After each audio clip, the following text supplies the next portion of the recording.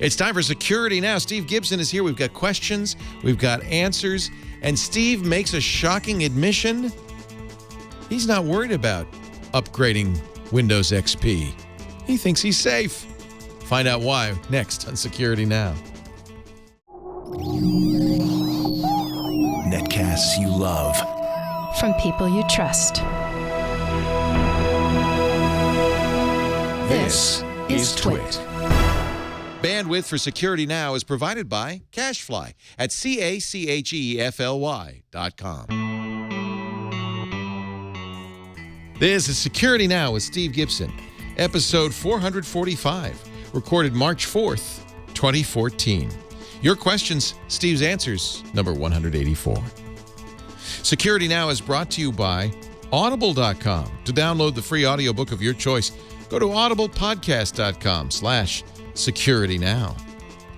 And by Proxpn. Proxpn is a virtual private network that allows you to use the internet the way you want to, anonymously and without oversight. For 20% off your new account, go to proxpn.com/twit and use the code SN20.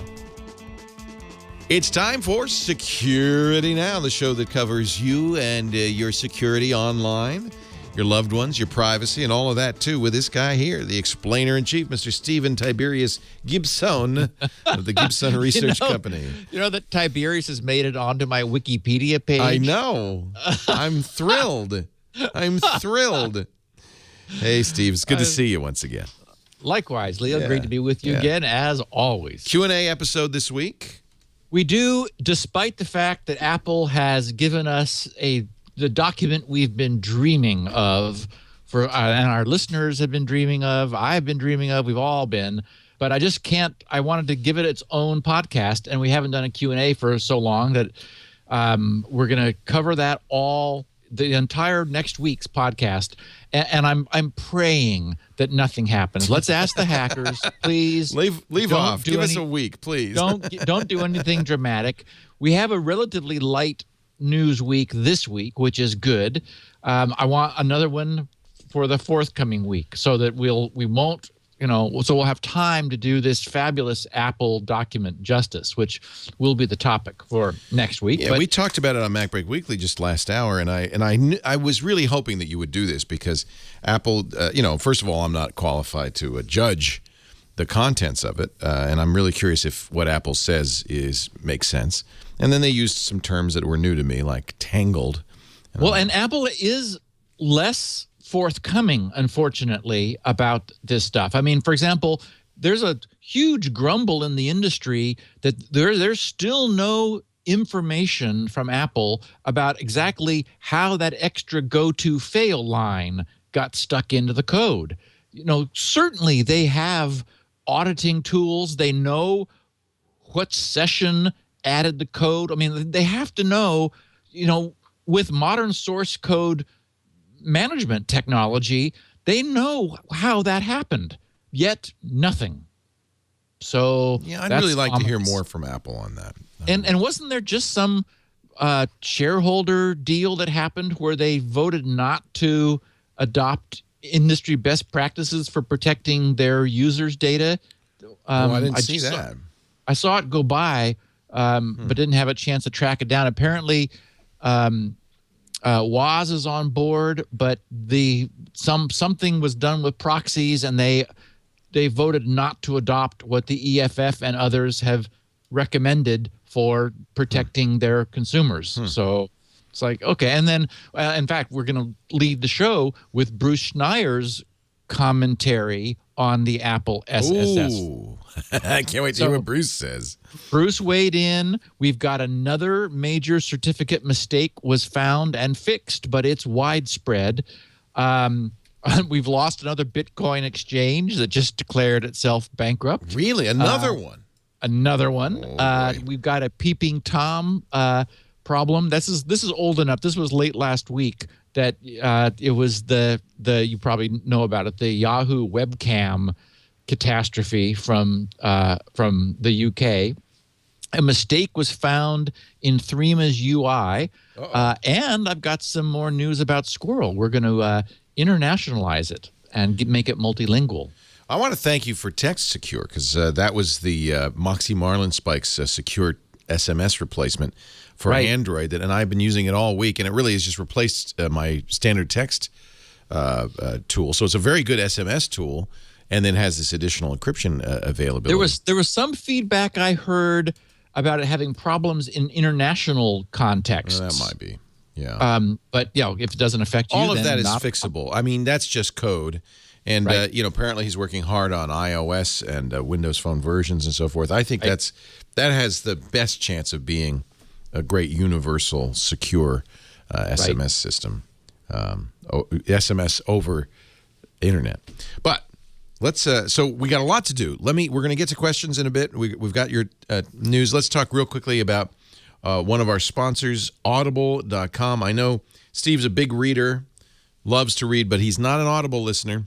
Visual reader. Not everybody is. I understand that completely. That's to each his own. And that's why we offer a free trial, so you can get that first book and see if you like it. But I got to tell you, if once you discover Audible, if it's your cup of tea, and it is many of ours cup of tea, it is a great place to get books. 150,000 books. When a new title comes out, almost always it comes out at the same time as the book comes out on Audible.com. That's nice.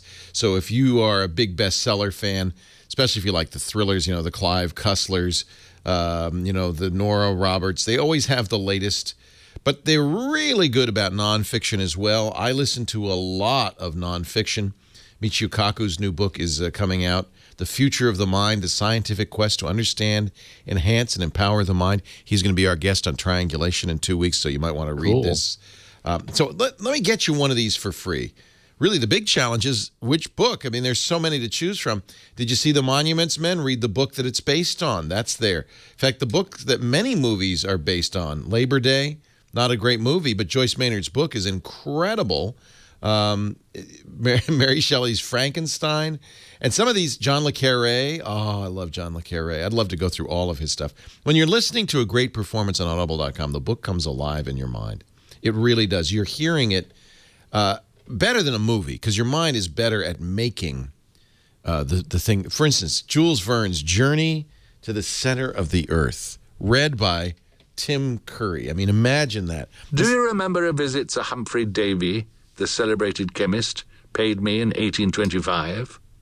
Not the least, since I only came into the world 19 years afterwards.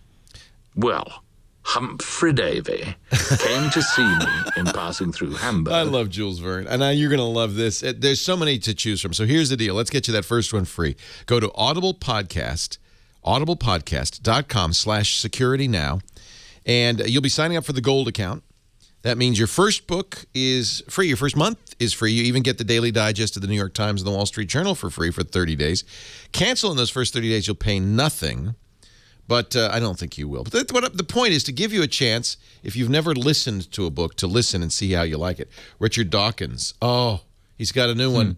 The Greatest Show on Earth, The Evidence for Evolution. Now, Dawkins is one of the few authors who does a great job reading. You like British accents? He's got a great... In the electronic booklet. I'm gonna definitely listen to this. It is never essential to see the pictures. The text always explains fully what is being discussed. Oh, that's another thing he mentions, which is important. If there are illustrations that you need to see, they always offer an electronic booklet to go along with the audiobook, so you can see the figures and diagrams. Sometimes on nonfiction, that's very, very helpful. Yeah. Best collection of science fiction, too. audiblepodcast.com/security. Now, get your free book today. I know you're going to love it, unless you're Steve Gibson.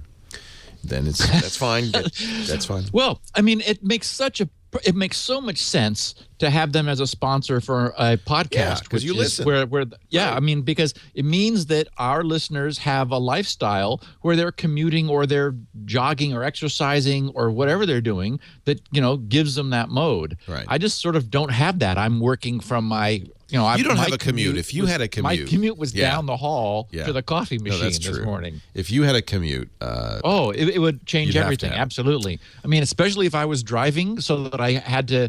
I couldn't have my eyes on a book. I had to have my eyes front. Then, oh, my goodness, I would be completely flipped around. So, Bruce Schneier, what does he say about go-to fail? So this is last Thursday, Bruce blogged and then also added an update on the same day, also on Thursday, February 27th. So the title was the iOS SSL flaw deliberate? Last October, writes Bruce, I know, I speculated on the best ways to go about designing and implementing a software backdoor. I suggested 3 characteristics of a good backdoor: low chance of discovery, high deniability if discovered, and minimal conspiracy to implement.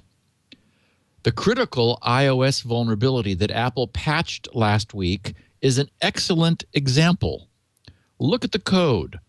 What caused the vulnerability is a single line of code, a second go-to-fail statement.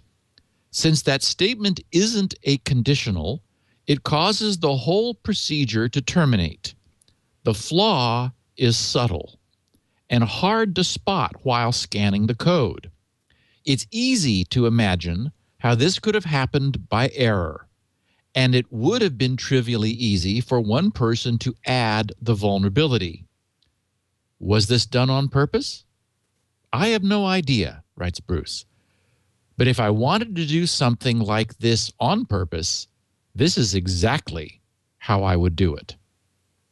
That's fair. And then That's fair. Yeah. And he edited to add, after the blog was first posted, he said, if the Apple auditing system is any good, they would be able to trace this errant go-to line not just to the source code check-in details, but to the specific login that made the change.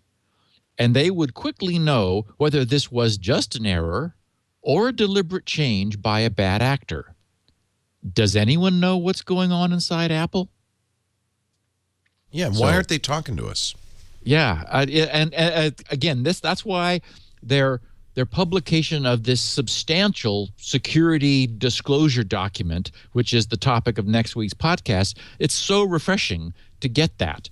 I mean, I remember, even the iOS 7.0.6 update that fixed this flaw that we've talked about last week, the go-to-fail flaw, and that Bruce just blogged about, even that just sort of, there was just like nothing in the description. It said, that's typical, fixes an SSL problem. Yeah, this is completely how they are.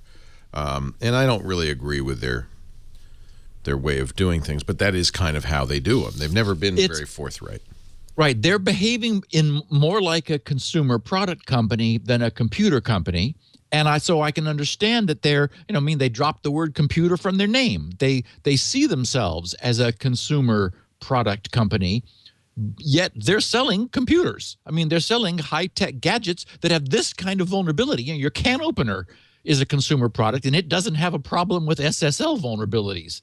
But, iOS devices do. So, they're sort of straddling, and it would be nice if they were more forthcoming. I think, we'll see how they evolve in the future. But this document, as I said again, does represent, a much-needed disclosure. I would like to see a similar document explaining their code testing and validation process. Right. It begs to be explained now, because that error is such a ridiculous error that it should have been caught many, many ways. And the fact that it didn't get caught really puzzles me. Well, and Bruce doesn't note here, but others have. I keep reading it, that, it was just a month after this was introduced into the code base for Mac OS X and iOS 6 that the NSA slides that Edward Snowden disclosed indicate that Apple joined PRISM. This is like, okay, well, again, we don't know. But, ooh, does that timing look painful. So, well, and if that's the truth, that would explain why Apple doesn't say anything. And so the longer they go without explaining this. Oh, and Leo, can you imagine? I mean, we know what the install base of iPhones is globally. Can you imagine on some level the pressure they must be under by the NSA to make surveillance possible. Yeah. I mean, we now know there is pressure at some level. There is pressure. So, I just for example, this is why I suspended my work years ago on CryptoLink, because this was clear this was coming, and I didn't want to be in that kind of pressure. I mean, we know what Ladar Levinson went through, and we've since heard evidence of other companies being pressured to make this information available. Apple has to be a target of that, given, everybody I see is holding an iPhone. Yeah. Yeah. Yeah. So it turns out, however, it's not just Apple who has certificate verification problems. This is hot news. Just happened. There is an alternative SSL TLS open source package, GnuTLS, and everyone talks about OpenSSL as like sort of the industry standard. That's the benchmark against which you test things to make sure that you're running, and for good reason. OpenSSL is very mature. The problem with OpenSSL is that its license is not GPL compatible. So if you want to do GPL compatibility, you need to use GnuTLS, which is the alternative. So right now on the GnuTLS.org site, on their security.html page, where they list known problems that they have encountered and fixed, fresh, top of the page, says a vulnerability was discovered that affects the certificate verification functions of all GnuTLS versions. A specially crafted certificate could bypass certificate validation checks. The vulnerability was discovered during an audit of GnuTLS for Red Hat. And Red Hat has this linked also from their site. They asked themselves the question, who is affected by this attack? Anyone using certificate authentication for any version of GnuTLS. And then how to mitigate the attack: upgrade to the latest GnuTLS version, which is 3.2.12 or 3.1.22 if you're still on the 3.1 track, or apply the patch for GnuTLS 2.12.x. Now, okay, so for example, who's using this in the field? Well, Apache for the last 3 years could be configured to use GnuTLS as the means for getting TLS version 1.2 support, because it was available well before OpenSSL was. So, many Apache servers may be using this. GNOME, CentreIM, XIM, EXIM, WeChat, Mutt, Wireshark, SLRN, Lynx, Cups, and GNOMint, among others. Wow, that's apparently everybody. That's everything. Yeah, I mean, it is an alternative SSL package that has huge usage, and now we know that everybody using these needs to look for updates. This just happened. It's going to take a while to integrate the updated TLS into the specific packages, but it has to be the fact that it's coming, because it needs to get done. Basically we have a certificate authentication bypass in another very heavily used open source library. Whoops. And it was found by an audit. Don't use GnuTLS. Well, and the problem is It's not something that end users use. It is a library built into all these other applications. And I mean, it's robust and solid and great. And I mean, and you know, it's feature packed. It supports all the state-of-the-art protocols. It's a great library, but a mistake got made and happily got fixed. And actually, according to Howard Chu, who discovered it, it seems like a pretty messy piece of code. He says, I see the code makes liberal use of stir length and stir cat when it needs to be using counted length data blobs everywhere. In short, the code is fundamentally broken. Yeah. So it's, it's not going to be a go to fail fix. Use a different library. I think is the key. The problem is OpenSSL. It looks very much the same. If you look at some of this code, which has evolved over a long period of time, it's really sad looking code. It's just like, okay, well, let's just hope it works. Edward Snowden did another document dump. The story got picked up, of course, by theguardian.com that has been one of the major carriers of his document releases over time. And this one discloses, this is news from last week that I saw, and I was like, oh goodness, it's a little problematic. The UK's spy agency, GCHQ, it turns out, was deliberately collecting webcam images from many millions Oh, yes, of Yahoo users with the help of the NSA. The program, unfortunately, was called Optic Nerve. And the biggest problem, Leo, was that there was so much nudity in the images that were being captured that it created a problem for their surveillance program because, all of the people in GCHQ wanted to be looking at these pictures. So it started, it was in prototype form back in 2008, and after which it went live. And we know of, at least as of 2012, it was still active. TheGuardian.com in their story reports, the URL says GCHQ NSA webcam images internet Yahoo. So I imagine if you Google that phrase, GCHQ NSA webcam images internet Yahoo, it'll come right up, theguardian.com.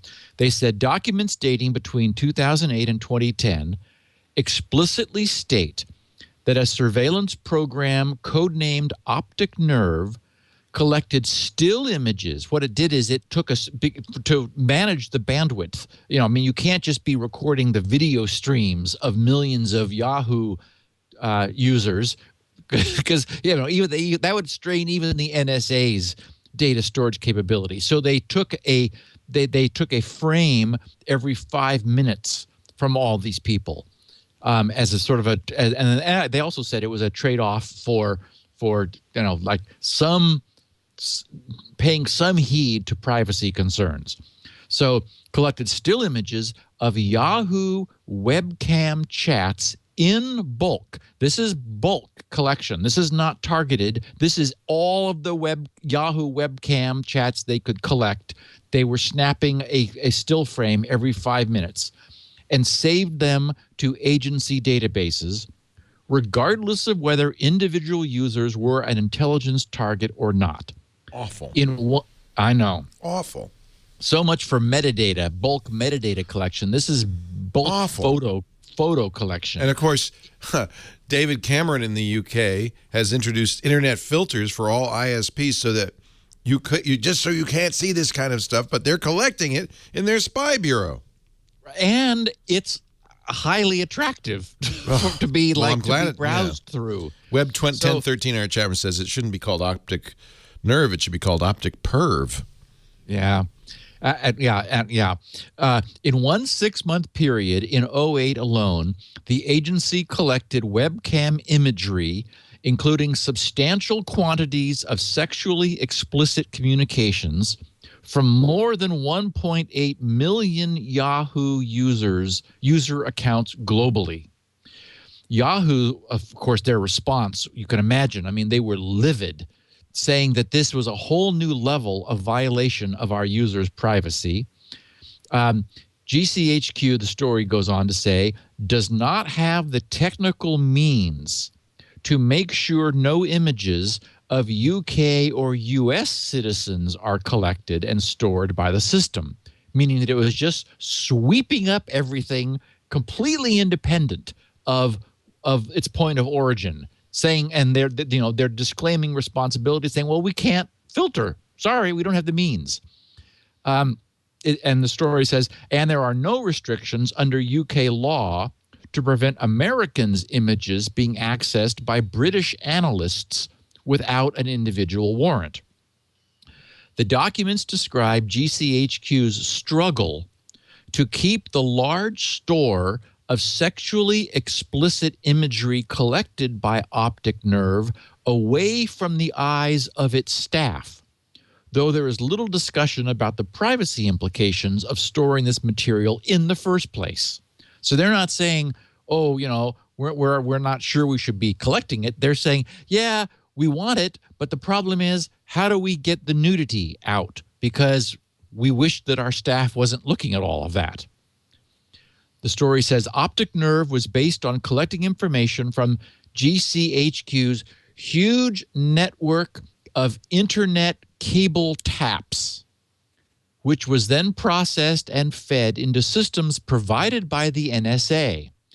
Webcam information was fed into NSA's Keyscore research tool we talked about before, and NSA research was used to build the tool which identified Yahoo's webcam traffic.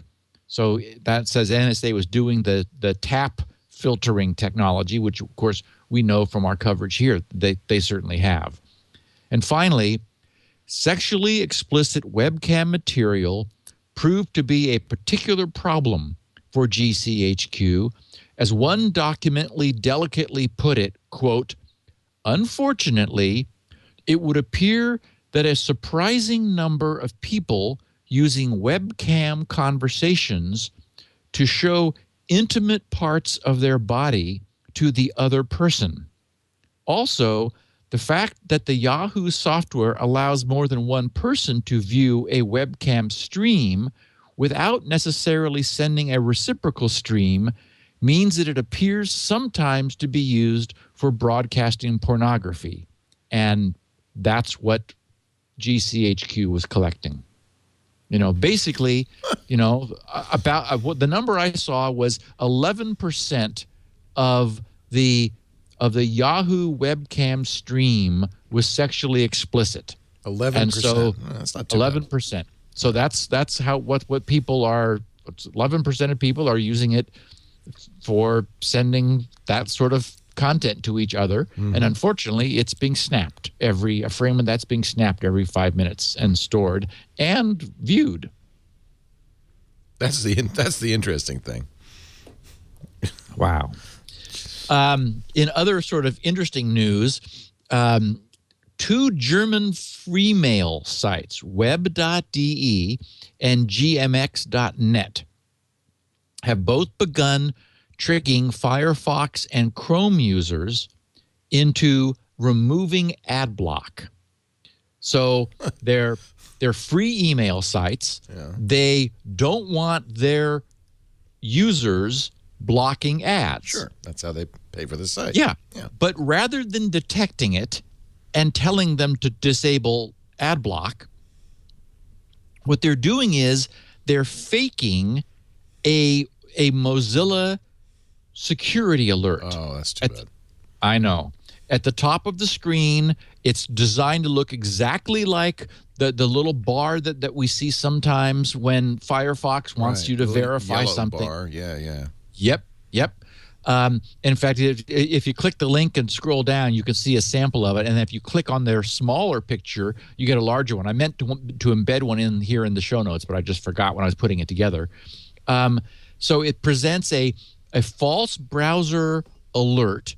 If you click on it, it takes you to a page explaining about the dangers, unquote, of using ad blocking software, saying that it filters the content of pages, which of course it does by design. I mean, ad blockers do by design, and induces false security alerts, which, okay, is what this was a false security. Induces our false security alerts.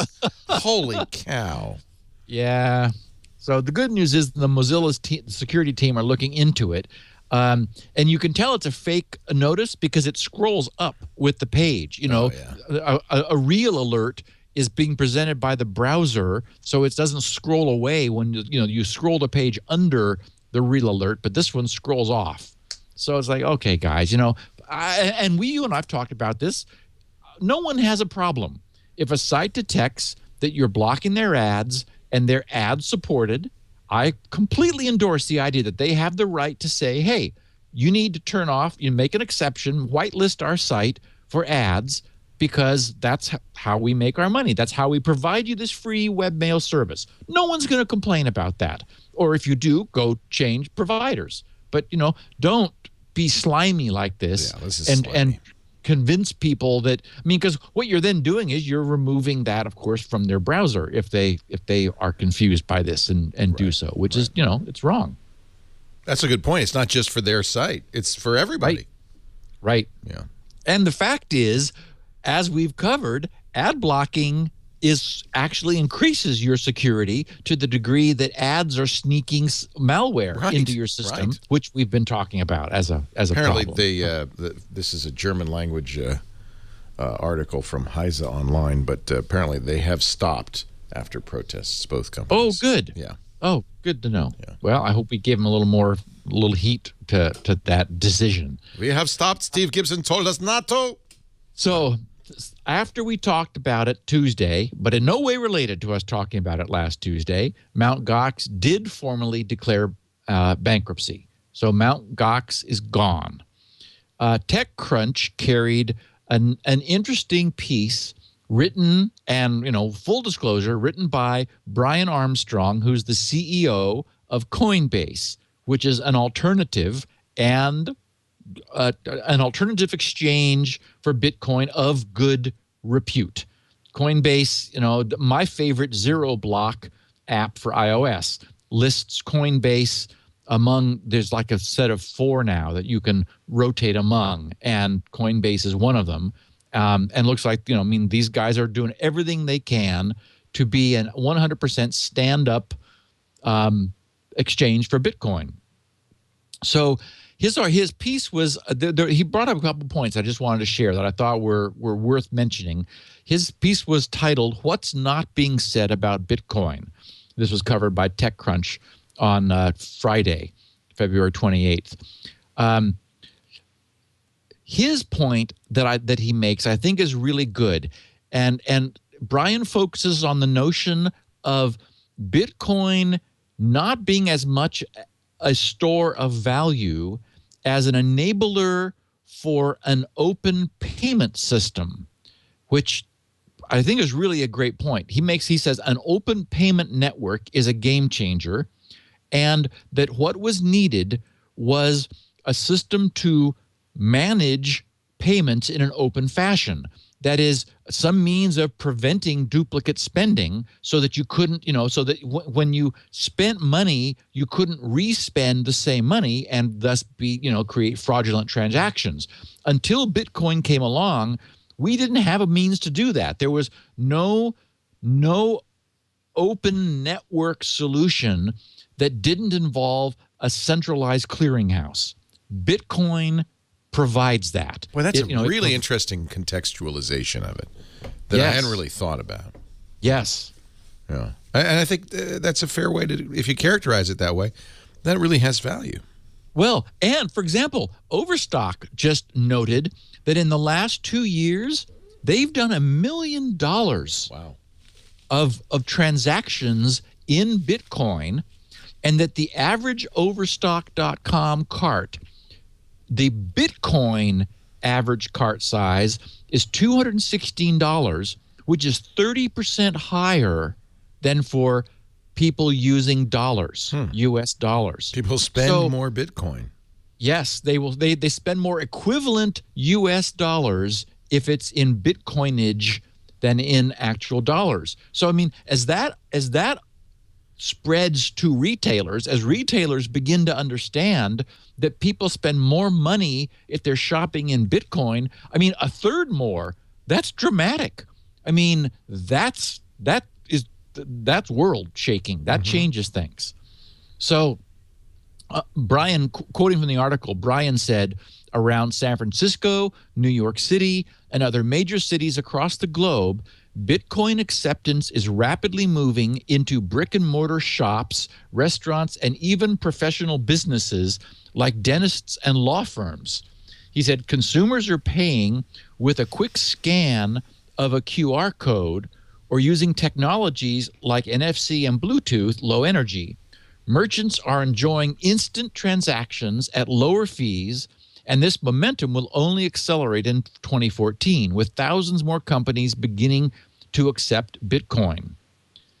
So anyway, I like that notion. Reframing it as a transaction. Remember last week when I was looking at blockchain.info, and I encouraged our users to go look, click those links down in the lower right of the homepage of blockchain.info, where they're like enumerating the transactions and the dollar flows, and it's like, oh my God! I mean, this is not just strange people in dark bedrooms with mining machines glowing and wondering whether they're minting more Bitcoinage than the power is they're consuming. I mean, there's an active transactional market that exists now.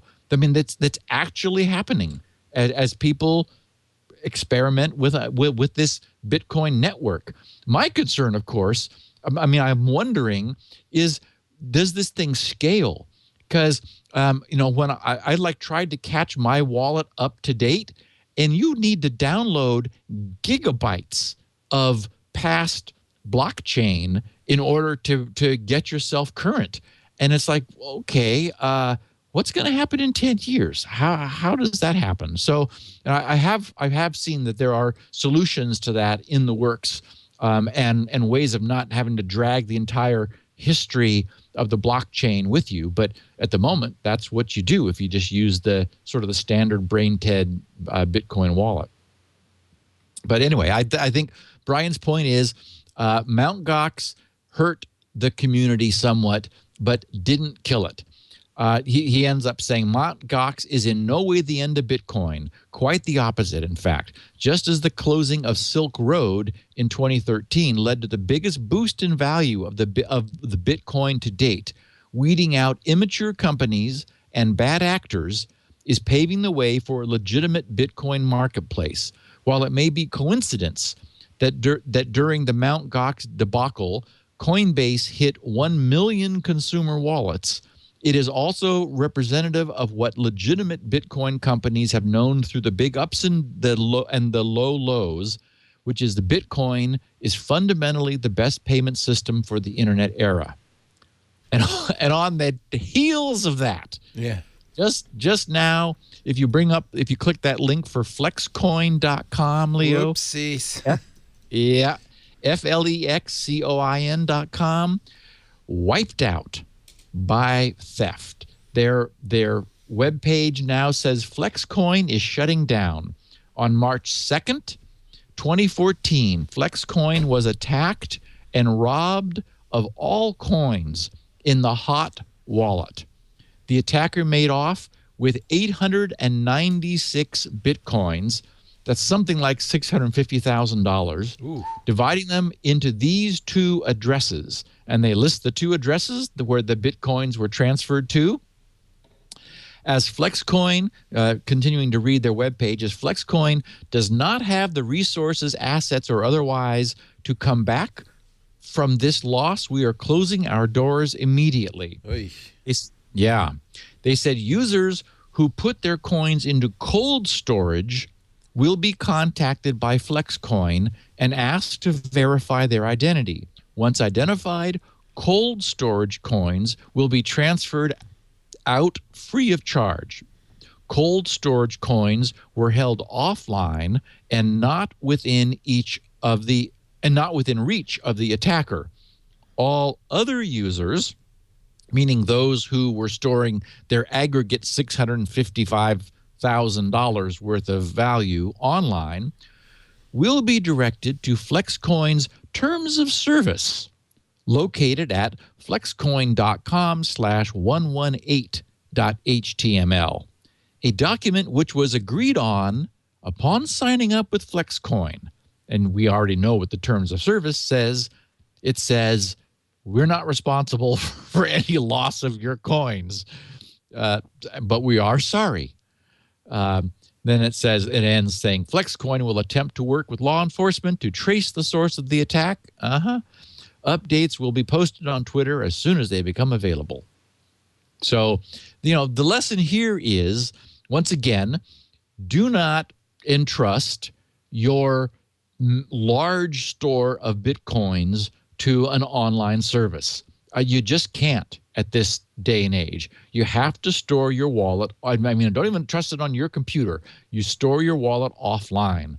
Right now, this is immature. The market is immature. And this was the advice we ended up with talking about this last week, is, transfer coins in when you need to do exchanges, but otherwise don't do it fast. Move quickly. Yes. Don't leave them sitting around. It's just, the podcast covers the huge problems websites have keeping hackers out. Right. It's a weekly topic, and there's nowhere hackers want to be more than where the money is. Who was it that famously said that's why we rob banks? Willie Sutton. Because that's where the money is. The bank robber. So it's why they're robbing websites, Bitcoin currency exchanges, that's where the money is. And the problem is, we also know how difficult it is to create really secure websites. If you do anything that is convenient, like, using, jQuery or, a SQL server on the back end, you immediately open yourself up to attacks on those things that you're using to make your job easy. And it means you're responsible for filtering to a level that, it's like, maybe we're going to get around to that soon. The news that we have heard from Mt. Gox is not encouraging. That the nice sounding guy who founded it and put it together was aware that there were problems for some period of time and talked about getting to them when they had a chance.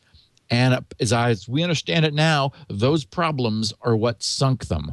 That there were people using that double withdrawal scheme that we talked about a couple weeks ago to essentially drain them over time. It was happening. So, ouch.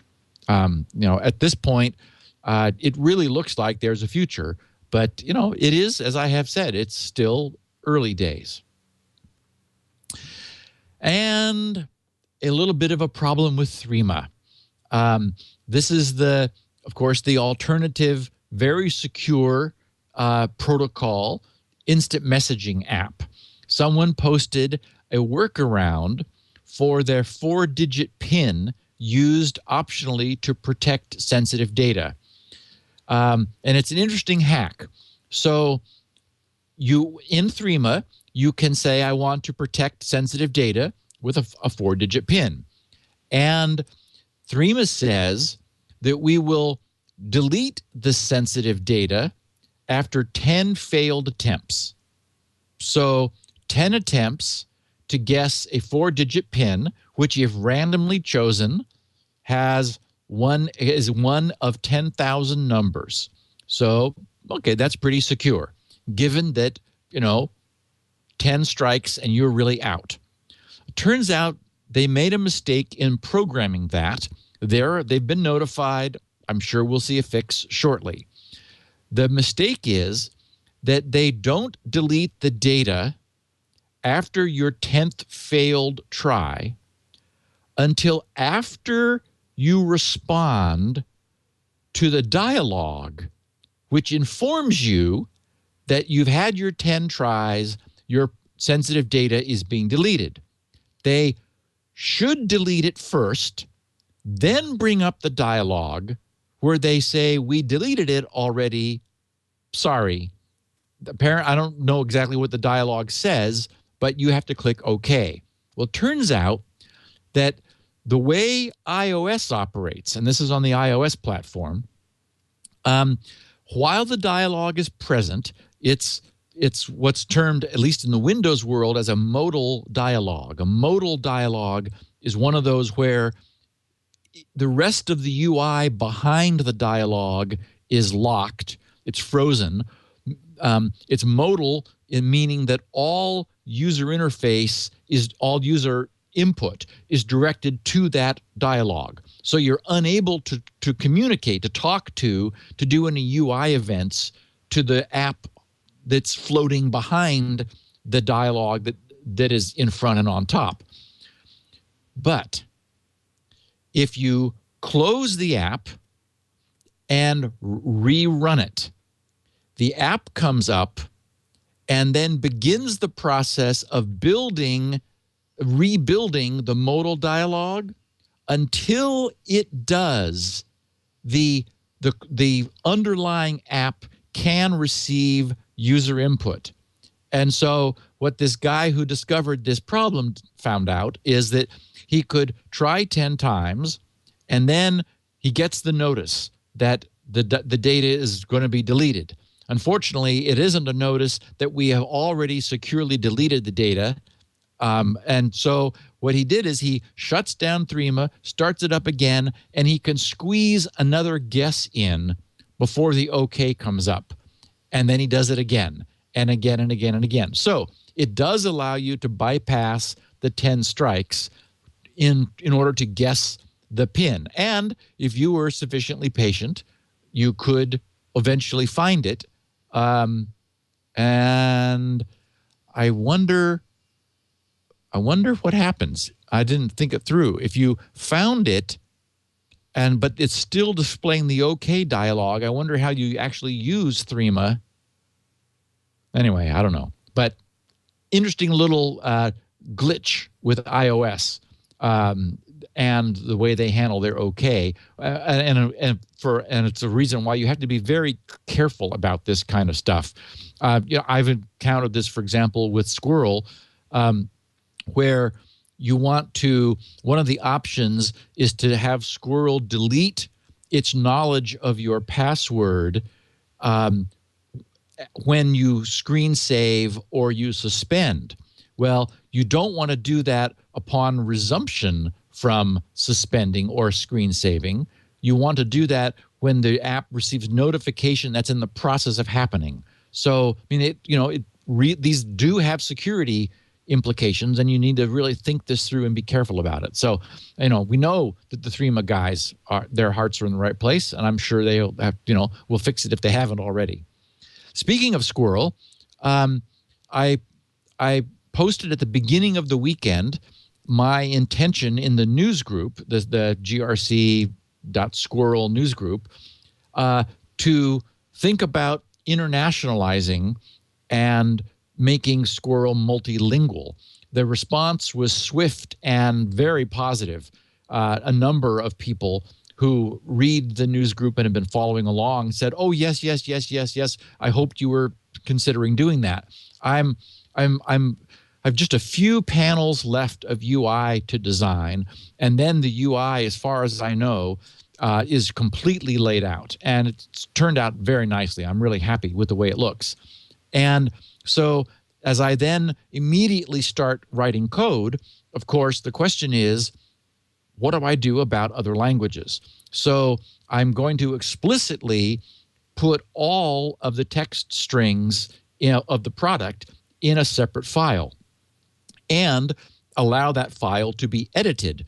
Originally, I was thinking I would just create a simple text file that anybody who wanted to create a different language version of Squirrel, they could, who spoke English and another tongue, could could open the file and just replace the strings with their localized language version, provide it back, and we'd be able to use it. Well, it turns out that there's a better solution. There's a group called crowdin.net. Actually, crowdsourcing translation is all over the internet. I mean, just something that makes sense.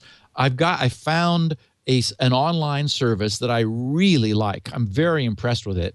It's called Crowdin, CROWD, as in crowd, IN.net.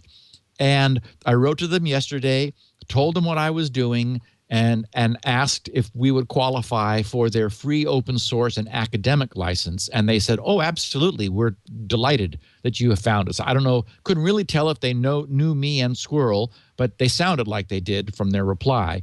So what this will allow is essentially it'll create a platform for sort of managing the internationalization of Squirrel's user interface.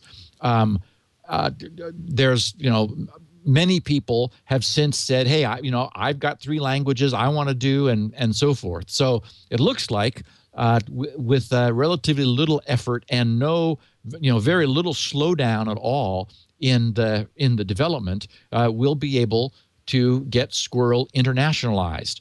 So what I will do is, as soon as I get the UI finished, I am going to build the UI of Squirrel first so that we can essentially overlap that. While I'm working on gluing all of the inner technology to the UI surface, that will allow me to publish the user interface through crowdin.net and then invite all of our listeners who speak other languages to go over there and spending whatever time they're able to work with everybody else who is doing it and convert the user interface to whatever languages they know. That'll allow me then to pull all that back and to create individual language versions of Squirrel. So I'm really excited about that. I think that'll help it a lot. That's exciting, yeah. Yeah. And I did get a nice note from a Caleb Marble in Rockford, Illinois, very short. He said, Rockford, Illinois, friends, save me from this place. So I don't know why. Has the weather been bad in Illinois? I guess maybe, this was dated February 21st. So certainly, this time of the year, maybe he was buried under snow. Anyway, he just said, thank you for a fantastic product. Yeah, by the way, yes, the weather's been bad in Illinois, really bad. Yes. Thank you for a fantastic product. Speaking of SpinRite, of course, he said, in the few months I've used SpinRite, it has recovered 4 drives from failure, including 1 hard drive for a local nonprofit and he made up an acronym VID, meaning very important documents, dating back to 2002, were stored on a single shared NAS, network attached storage from the early 2000 era with no backups. He says in parens, I later introduced them to Carbonite. Thank Leo for me. Then he said, thanks again, another satisfied customer. And Caleb, thank you for the report and for letting me share it. We'll get to your questions and Steve's answers in a moment, but first a word about Proxpn. You've heard us talk about open VPN solutions. Proxpn is an open VPN provider, Steve approved, that gives you open VPN, which means secure access to the internet, even when you're at an insecure place. Normally we think of that as an open Wi-Fi access, but frankly these days it could be even at home, given the way internet service providers are behaving. Proxpn secures that by creating an encrypted tunnel between you, wherever you are, and the Proxpn servers. And I should say really wherever they are, because they're all over the world, not just the U.S., but also London and Singapore and Amsterdam. That is another nice benefit. It means when you emerge onto the public internet, you emerge with that IP address, that locale, so that you can, say, bypass geographic restrictions.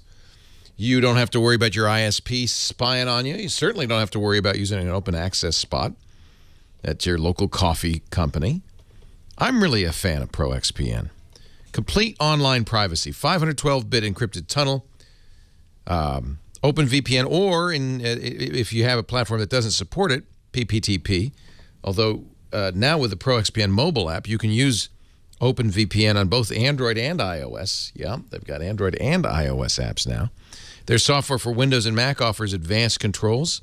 You can select ports, connect at startup, even select which program should be shut down if your anonymous connection is ever interrupted. Turn off the BitTorrent quick! No, you would never do that. I think Proxpn is a fabulous choice for anybody who wants to protect their privacy online, and I invite you to try it right now. If you visit proxpn.com/twit, it's a special page. It'll give you information for Twit listeners, Security Now listeners, but it'll also give you a very special deal. Now, normally Proxpn premium accounts, the top of the line, the creme de la creme, the gold, platinum, silver account is $10 a month, $75 a year. But when you use our SN20 offer code, you get 20% off, not for the first month or year, but for the lifetime of your account. SN20, 20% off means it costs less than $5 a month on the yearly plan to secure your connection full time. And of course, if you're not satisfied, you can cancel within 7 days for a full refund. Proxpn.com/twit, the offer code SN20. Proxpn does accept payment through Visa, through PayPal, and now Bitcoin as well. Proxpn.com/twit. Give it a try today and be safe tomorrow. Back to Steve and questions for you, Mr. G, if you are ready. Our listener-driven potpourri, number 184. Oh, I love it. Question 1 from Ernie Moreau in Kelowna, British Columbia, Canada. He says, I'm part of the problem. Oh, no. Ernie, not you, too. Steve and Leo, I had 5 of the 45,029 servers that were used in the NTP monolist attack. Whoa. Which really frosted my apples. When I first came across the attack, it presented itself as our servers maxing out our bandwidth, which could happen legitimately if we're really busy, although it did seem suspicious. So I allocated more bandwidth, an extra $200, or at least until I could investigate the issue. I used to use the NTP, Network Time Protocol daemon, running on our servers to update my server's clocks. That's how people use it, of course. Yeah. It was something that ran in the background. I didn't worry about it, never gave it a second thought. Well, I'm not running it as a daemon anymore. I've set it up in a cron job to run every so often to update the clock. There has to be a better way, but I don't want to be part of the problem. I've attached the notes, or the notice I received from my internet service provider. Thanks for all you do. You make a big difference in bringing secure practices to the masses, or masses of geeks, then to the masses of the masses. Ernie Monroe, proud spin right owner. I don't see it attached, but I'll take it. No, I have it here. Yeah. It was long, and I won't read through the whole thing, but I was very impressed. First of all, one thing I didn't mention when we were talking about any kind of network, any kind of internet reflection attack, is that the attacker, we understand that the attacker is spoofing the IP of the intended target. When they send packets to, for example, an NTP server, asking, giving it the monolist command, that's a UDP packet, which is carrying as its return address the target's IP.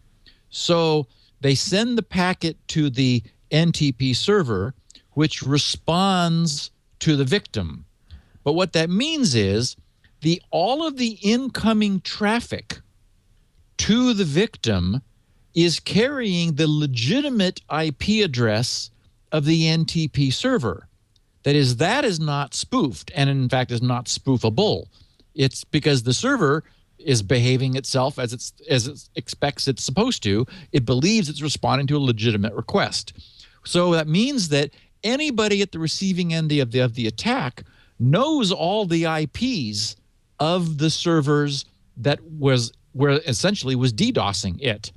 So Ernie's letter says, hello, we've received a complaint against your server at IP address, and he has that blanked out in what he attached.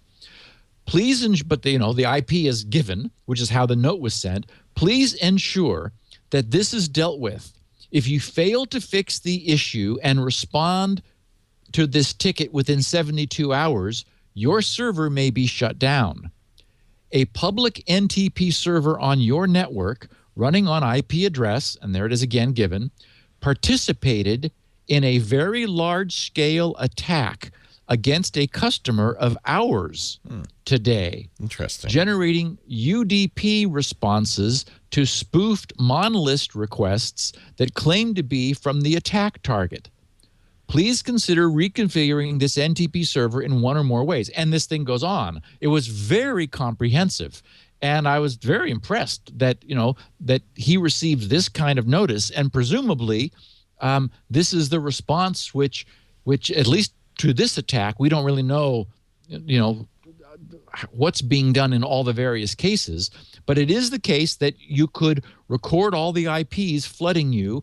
And if you're able to reach the person in charge of the IP, send them a letter like this and see if you can get them to fix their problem. Certainly, I mean, if Ernie's reaction to being the host of this, of a small fraction of this attack is any example, everyone involved in inadvertently generating bandwidth is aware of it because their bandwidth just goes crazy. Yeah, that makes sense. Their own local connection is being saturated as their servers are trying to respond at this 400 times magnification of the attack. So very neat. Wow. Thanks for sharing it. Yeah, telling and admitting it. Yeah. Aldo in Chicago has a question about port forwarding. Thanks for all the hard work on the show, Steve. Here's my problem. I have 3 Xboxes in my house. Each has a static IP. My router has I have turned off UPnP in my router. So I manually configured the router to forward the various Xbox Live ports to an Xbox. That Xbox passes its network self-test just fine. However, the other 2 Xboxes report NAT being strict because I'm not port forwarding. Actually, it's strict because he doesn't have UPnP turned on. Is there a way to forward the same ports to multiple IPs? Oh, that's an interesting question. Isn't that? Little background that UPnP is a Microsoft technology, universal plug and play, specifically for Xbox. And Xboxes on networks where you've turned off UPnP will complain. And you won't be able to, I think, join games others have started. Or, no, you can't start your own game, something like that. Well, and we know that that for people who are security aware, security conscious, they can disable universal plug and play and then map a collection of ports, statically mapping it's called, through their router. There's quite a few, too, as I remember, for the Xbox. Yeah. So what they do is they add mappings where they say any incoming traffic to my public IP on port whatever, 4362. You want to know? It's 88 UDP, 3074 UDP and TCP, 53 UDP and TCP, and of course port 80, the HTTP port on TCP. Yes. So you have to have those ports open and forwarding. Now, so the idea is that universal plug and play would allow the Xbox to do that for you. It would allow the Xbox to say to your router, hey, I need those ports on the outside sent to my IP. So here's a problem. The problem with universal plug and play we've talked about a lot is that unfortunately it allows malware in your in your network, and we know there now is malware that is universal plug and play aware to do this. So Aldo's got a problem in that he's got 3 Xboxes, and he wants universal plug and play turned off for security. He's figured out how to map things, but obviously, so the problem is in your router, you have to have it go. You say any incoming traffic on this port goes to this internal IP. That'll be, 192.168.0.12 or something, whatever he's got his Xbox set for. The problem is it can only go to one IP. So here's the solution. You put your 3 Xboxes behind their own NAT router. En route to the router.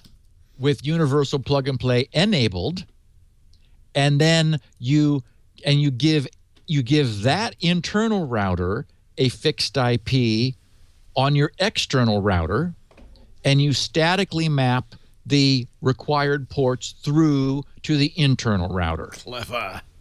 And that allows you to have multiple Xboxes, essentially all doing universal plug-and-play mappings internally, which is safe because it's just going to be them on that little internal subnetwork. They're all sharing the single IP to which the external traffic is aimed, and that ought to solve the problem.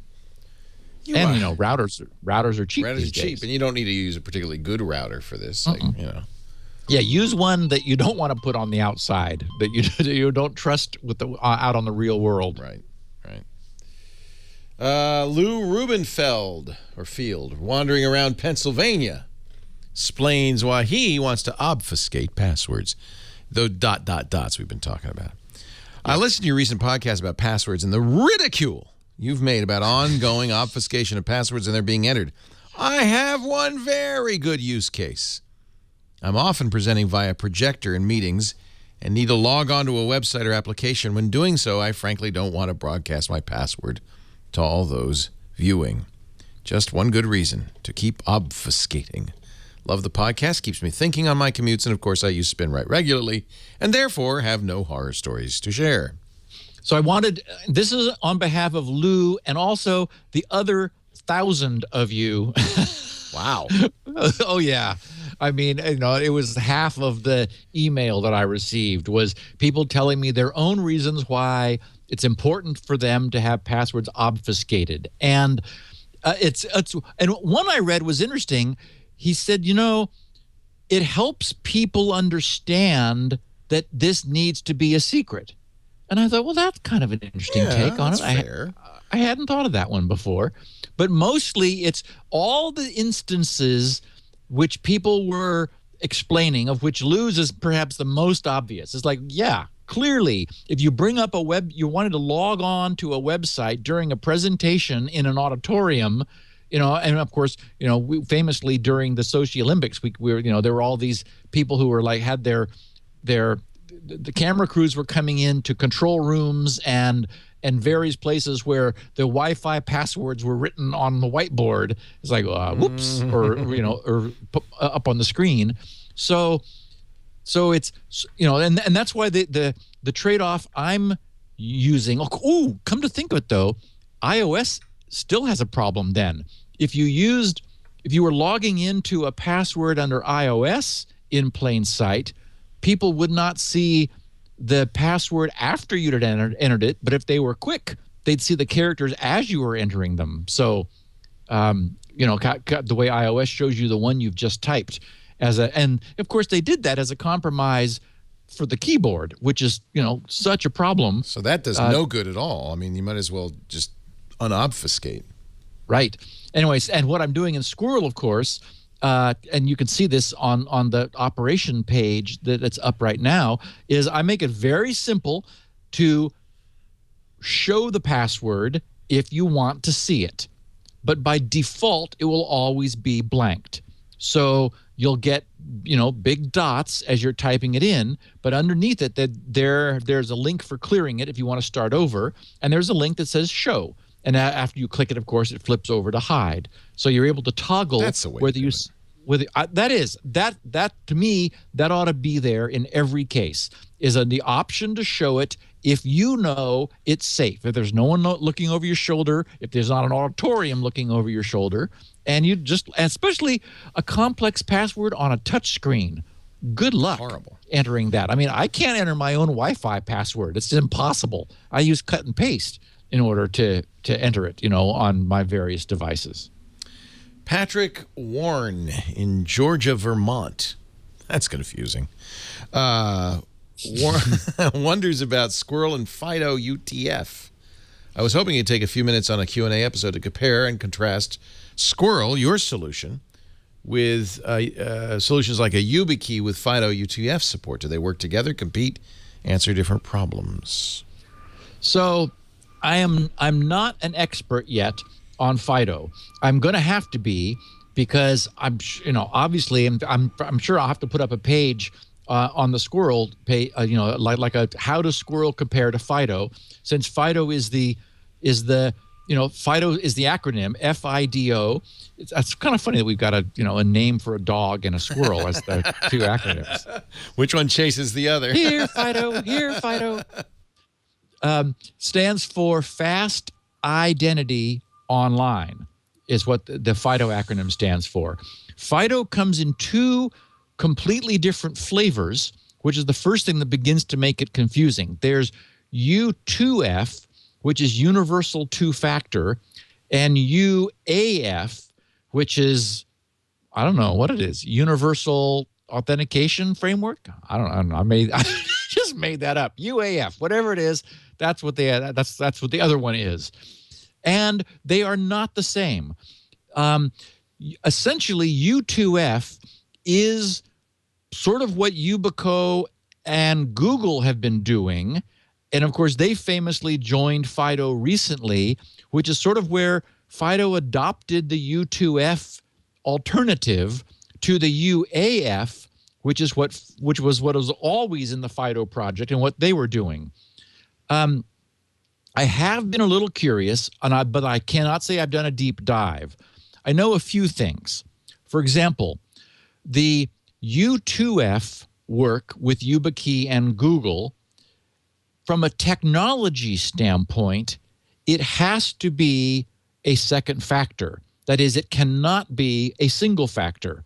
And that's one huge difference right off the bat with Squirrel. Remember, Squirrel is designed to completely eliminate usernames and passwords. Squirrel assigns you a unique, really long token. It's 256 bits, which is the equivalent of a 77-digit number. It just makes one up at random for you for every site you visit. Gets a different 77-digit number right out of the crypto. So that both identifies you and authenticates you. And so Squirrel just, login just disappears if you're using Squirrel. The problem is that the Universal Two-Factor, U2F in FIDO, and I verified this in the specs, they don't use my clever approach for synthesizing public key pairs based on the domain that you're visiting. That was really the invention. I mean, the light bulb that went off in my head was, wait a minute, if I use Dan Bernstein's elliptic curve crypto, it allows me to use anything as a private key. Well, that means I could use a hash of the web domain name as the private key, which means that I can create private keys from web domains in a deterministic fashion so that every time I go back to the same domain, I get the same private key. No one knows what that private key is except inside Squirrel, and that's derived from the user's master key. Unfortunately, U2F and FIDO don't have any of that technology. They don't do that. When you go to a website, they create a standard key pair using random numbers. The problem, though, then, is that you need to hold on to all of these private keys, and you end up with this keychain problem. So the way they solve that is they encrypt the private key and give it to the website to hold, which is kind of bizarre, but that's what they do. So that when they go to a website, they say, give me my encrypted private key, which they then decrypt. So now they have the private key associated with that website, and then they go about proving that they're the owner of the private key in the same way that Squirrel does. But so what they've done is they've offloaded the storage problem by having the website having each website hold the private key for them. But what that means is they have to identify the user first in order to get the website to give them the proper private key for the proper user, which is kind of a kludge. But it also means it can't be a single factor. Now, the completely different technology is the UAF side, and it's so complicated, I can't figure it out. I've looked at it. I'll spend more time on it because obviously I do need to figure it out. Someone knows how it works somewhere. Although apparently no one has it working yet. It's so complicated. And I shudder at the idea of needing to write the server side of this. One of the beauties of Squirrel is that the server side support is almost no crypto at all. It is trivial to implement, which I'm glad for because I would like Squirrel to win. The UAF side is unbelievably complex. And unfortunately, it is based on the P256 elliptic curve, which came straight to us from the NSA. Oh, no. Yes, That's shame. It's based on the curve where magic numbers were provided. We even know the guy's name at the NSA who said, "Here, use this number," and there's no explanation for why. Well, because we know it. That's why. Yeah, both Bruce Schneier has said, no, you cannot trust this curve, and Bernstein has a page where he calls the curve malleable because, it's just no. And unfortunately, that's the crypto in FIDO. Of course it is. And so you gotta wonder, there's influence in these critical protocols, and looks like FIDO is under the influence of the NSA. So that sort of maybe puts a nail in its coffin. We'll see. But, Squirrel isn't and explicitly doesn't. And I'm working as hard as I can to make it work. We'll use the charitable interpretation that the authors of FIDO didn't know it was compromised and trusted NIST. Right. And we'll know that when they change it. Yeah. Which they haven't yet. Oh, okay. There you go. John McDonald in Monterey, California. He says, save Windows XP. I have 3 computers on a local area network. One's Windows 8, one's Linux, and one's XP. They're all connected by real VNC. After April, of course, the XP machine will be vulnerable. I know. If I keep it on the LA, but never use, maybe it means LAN, LAN, but never use its browsers to go online. Oh, this is a question I get a lot. Will it be safe from hackers? It's on a LAN, but it's not going online itself. Can a hacker get to the XP machine when the Windows 8 machine or the Linux machine goes online? I want to keep the XP machine on the LAN so I can use its real VNC connection to see the Windows 8 laptop's small screen on the XP desktop's larger screen and control the Windows 8 laptop from the XP desktop. So, oh no, come on. Did he just say this? Will the XP machine be able to use Google Drive securely? Did he just say that, really?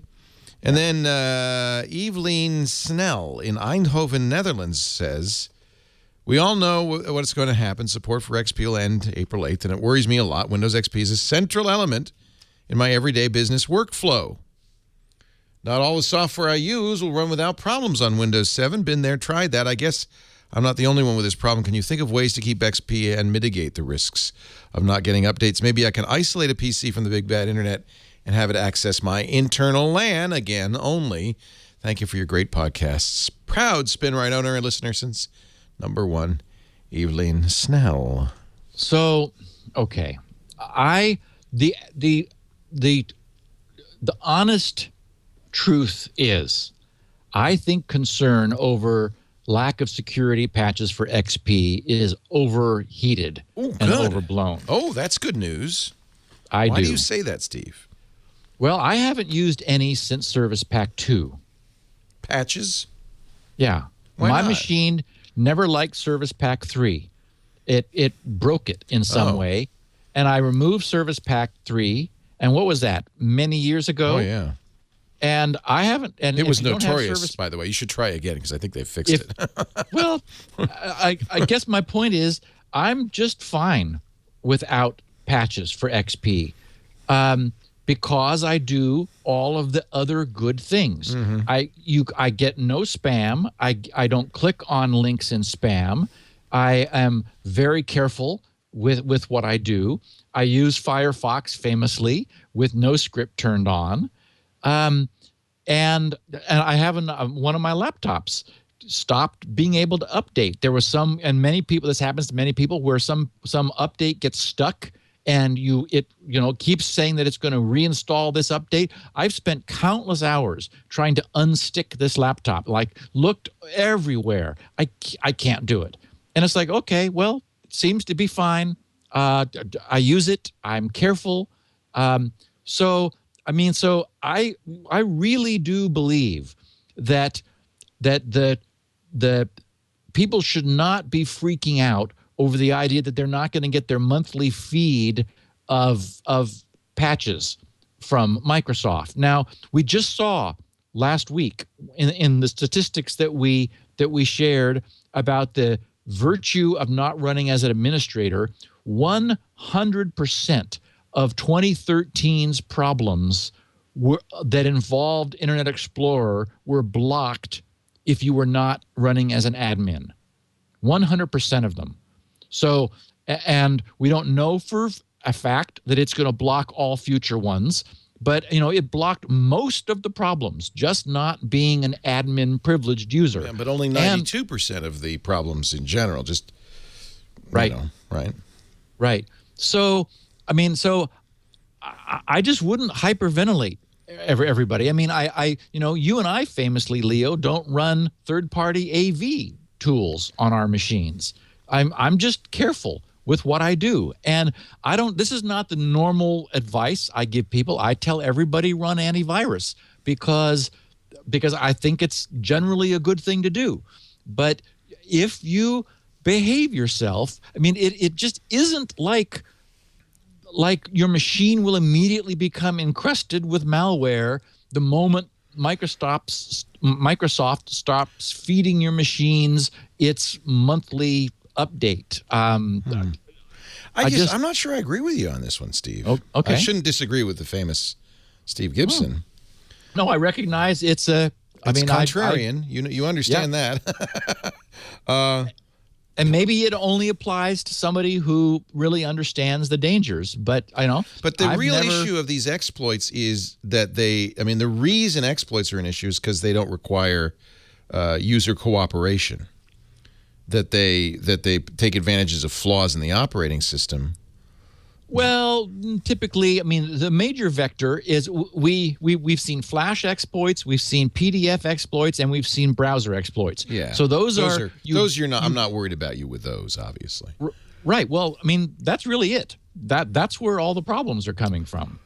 Yeah. You wouldn't get CryptoLocker if you didn't get fooled by the phony PDF and so forth. Or click the link in email that said, "Oh, look, we have a payroll, update for you that you weren't expecting." Right. It's like, what? Wait a minute, I'm not expecting that. And so you click on the link and it runs the malware. So, okay, but to answer these guys' questions, if a machine's on the LAN but not actively going onto the internet, are they vulnerable? No, you're not vulnerable. I would say increase your security. Switch over to you. Many people asked, "Hey, how do I change my existing account to a non-admin because I'm all set up right now? All of my username and all that. I can't create a new account and reinstall everything." And you don't have to. You create another account, give it admin privileges, and then change your main account to standard user. So you just demote it to lower privileges. So I would say do that. I would say if you are an AV user, certainly third-party antivirus isn't going to stop functioning. And we did hear that Microsoft is going to continue supporting the whatever it is, the little green house that we've got down in our Security Essentials or Defender. Yes, Security Essentials that's going to continue for some time too. Yeah, so I don't see it as the end of the world. It's 34 days, by the way. I've got my little little down counter here. Do you not think it's the case though that the bad guys have got exploits under their in their pocket that they're not going to release till after April 8th?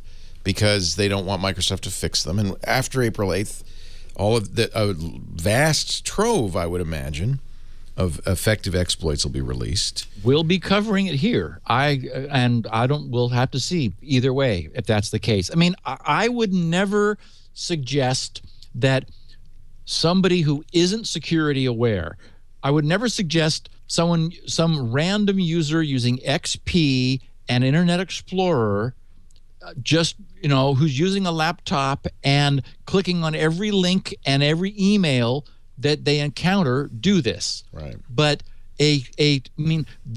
for example, both John and Evelyn are clearly security conscious. Yeah. They're asking the right questions. Yeah. They have a huge investment in the configuration of XP.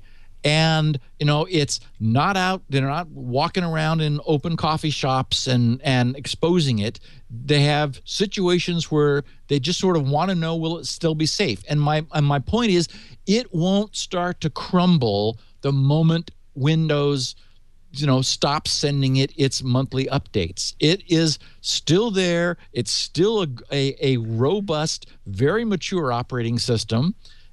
And while it's true that we see that mistakes Microsoft is making generally reflect all the OSs all the way back,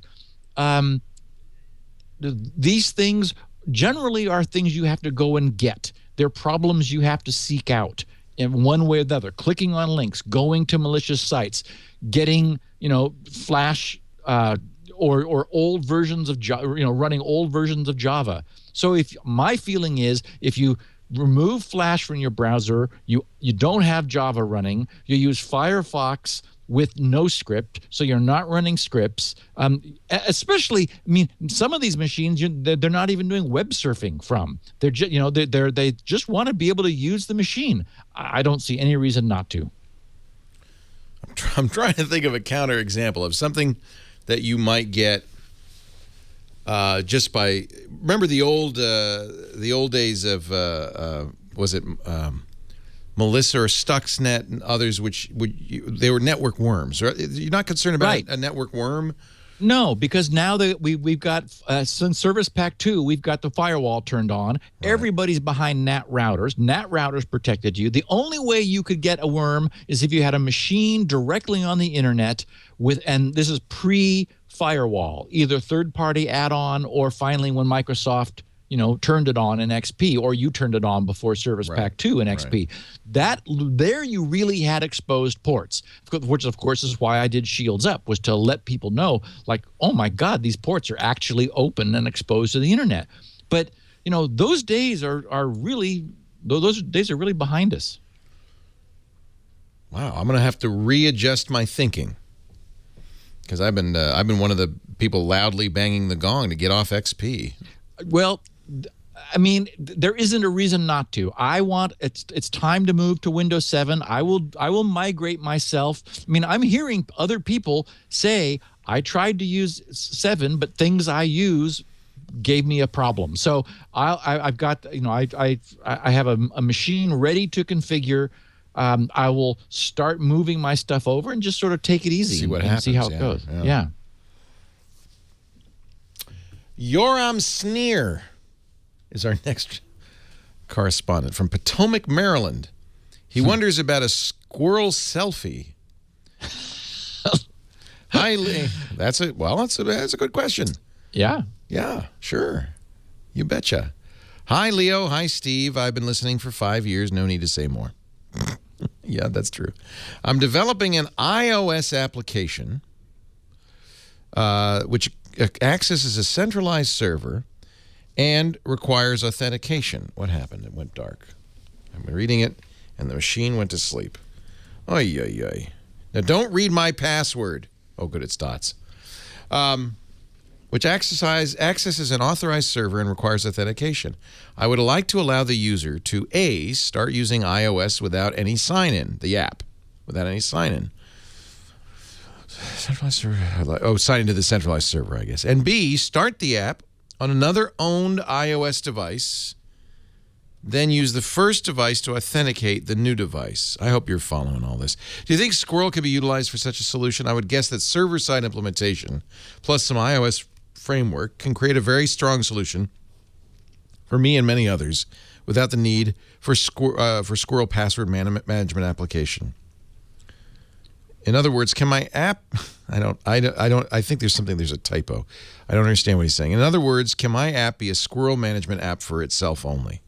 Yeah. Now I hate the visual that's associated with this term. No, not that one. Oh, the notion of a headless squirrel.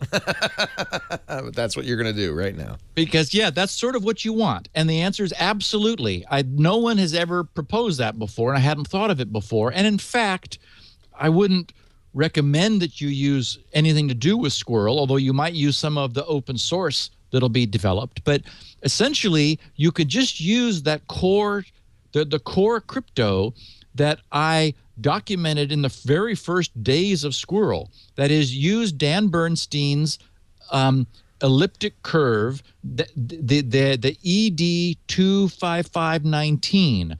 That's the signing part.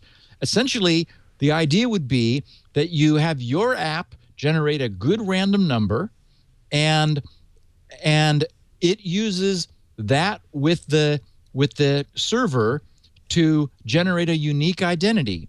And then the server challenges the app by sending it something unique, a nonce, which the app signs using its private key, and the server verifies it with the public key. I mean, it's the underlying Squirrel technology, but you really don't need all of the other paraphernalia that Squirrel uses. You just use that elliptic curve crypto core, which is all open source and well documented, and it's a terrific way of doing in-app authentication without any sign-in. So you can absolutely reuse that sort of the spirit of Squirrel in that fashion. The spirit of Squirrel. And you would call it a headless squirrel. A headless. Unfortunately, that's why it's the spirit of it. Yeah. Andrew, because the squirrel died. He's dead. And all that's left is the spirit. It's a spirited squirrel. Okay. Andrew McClashin in Melbourne, Australia, has a correction about fresh Java installs. Yep. Steve, I tested your theory of a fresh install of Java and found there's a problem. I deliberately changed my Java security to allow it to be used in a browser.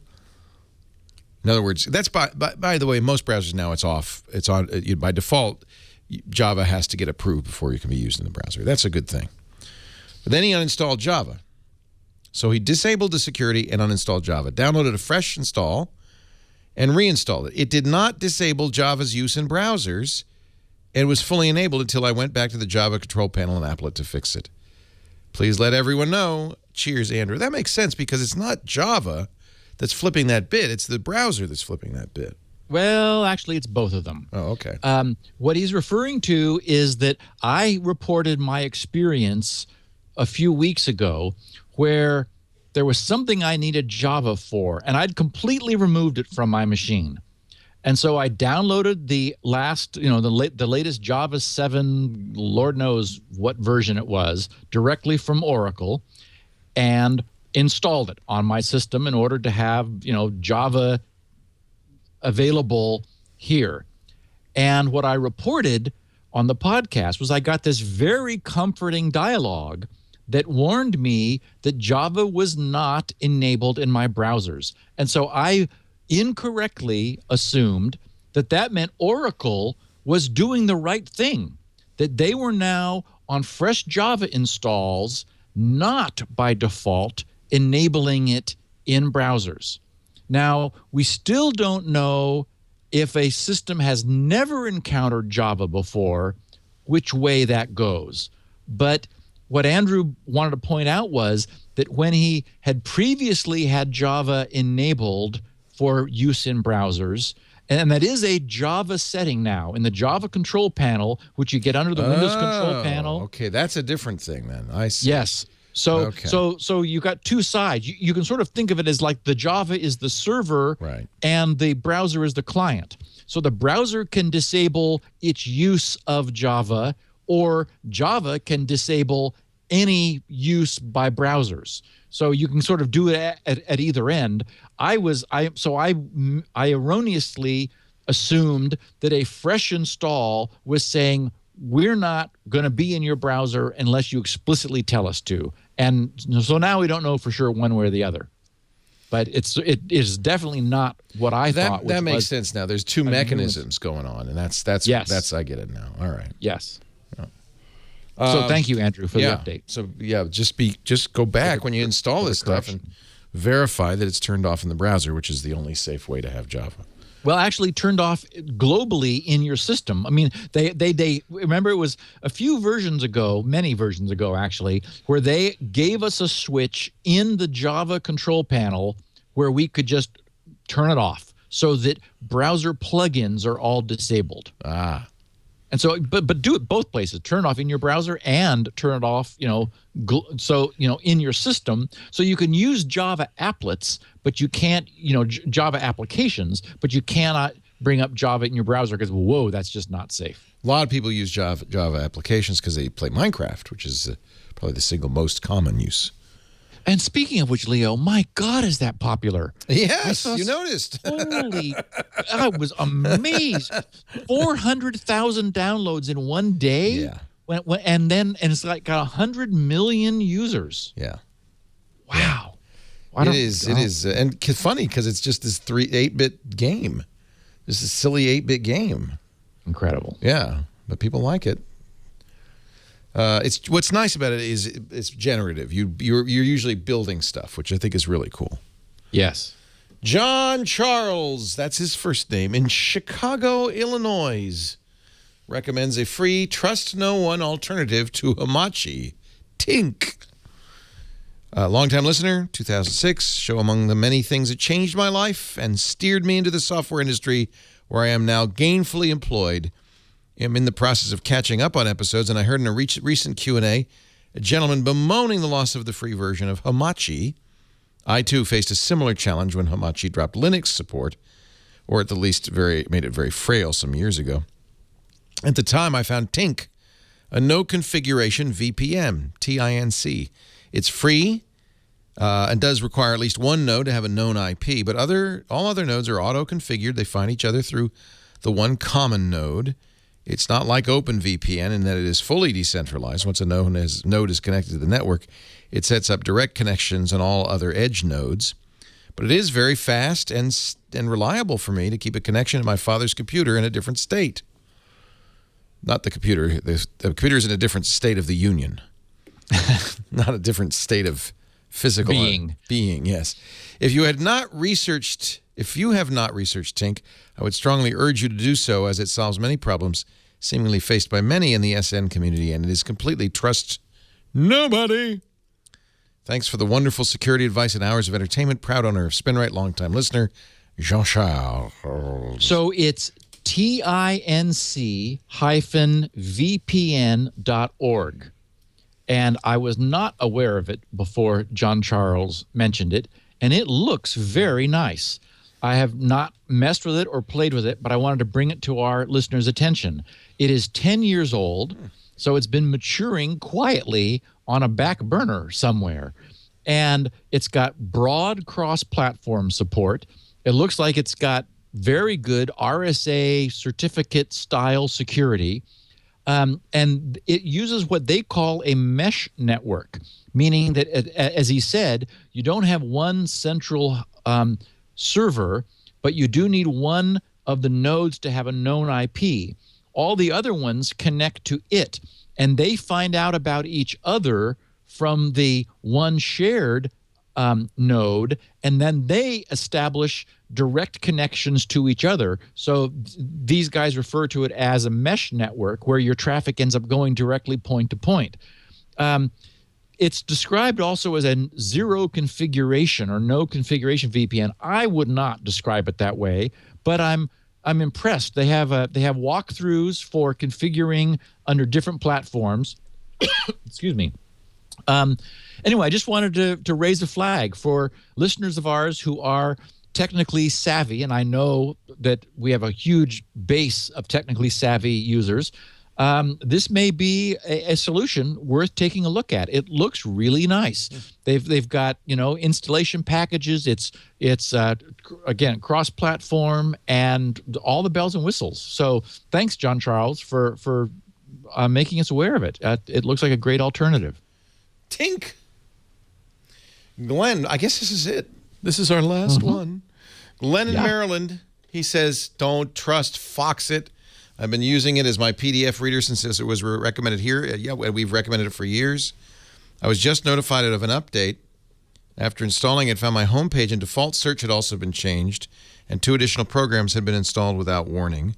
I bet not without warning, but okay, well, I'll try it. During installs, I watch for extra junk. Well, he says it has since become so common. And perhaps worst of all, in researching what happened, Foxit says the extras will protect you from download software changing your homepage without permission. This is very common, by the way, that the bad stuff says, I'm going to protect you. Foxit and all its friends, the reason is we took over the homepage, so no one else can. Right. Foxit and all its friends have been removed from my system. I guess I'll give Firefox PDF Viewer a try. That's too bad. It is. Now, the Firefox PDF Viewer is not great. I mean, it's there. And it kind of works. Really has font rendering problems and worse printing problems. So, and it's a memory hog also. When you bring up a PDF in it, it's just like, wow, you see it burn up memory. So, I mean, I consider it still in its early stages. There are other plugins, so maybe something other than Foxit. But anyway, I did want to give everybody a heads up about Foxit because, as you know, it has been our go-to suggested PDF plugin for Firefox for so long, and it's unfortunate. Given again, you haven't verified this. I've not verified it independently, but I wanted to It's frankly not surprising. We've talked about download.com and how the hitherto useful downloader. Yeah, Michael downloaded Lisa's son Mike downloaded something from download.com, and I had to remove. I think it must have been 10 pieces of not malware per se, but junk from the system. Yeah. So, and by the way, I'm mad at you. This program Rails is stealing my life. Oh, you got a circle. So you're able to create other. You can create Y connections to send the trains around in both directions. Oh yeah, I mean, what I've learned, the last thing you want to do with this game is make a right angle. Everything's got to be loop-de-loops, right? Isn't it wonderful, Leo? Yeah, well, wonderful's one way to describe it. If by wonderful you mean taking over your life so that you can't live and do anything anymore, wonderful. I know. It is so wonderful. It's really a fun game. It's what was it? A couple of bucks. Rails. There's Android. $2.99. $2.99. Android. As well as iOS, and the Android version is exactly the iOS version. There are similar games to this if you look for railroad traffic control games, even Flash games on the desktop. And I know you don't do Flash, but this is really good. I've been running it an awful lot lately. And I'm glad. How far have you gotten? It's hard. I've stayed down wanting to see how high I can get my score. Yeah, you're trying to get all the stars, right? Yeah. 435, I think, is the most I got on level 1. Yeah. And then you get these stupid little slow guys, and then there's these gray trains that can't be routed at all. You have to get them directly to a station, and oh man, I hate this game. I blame you, Steve.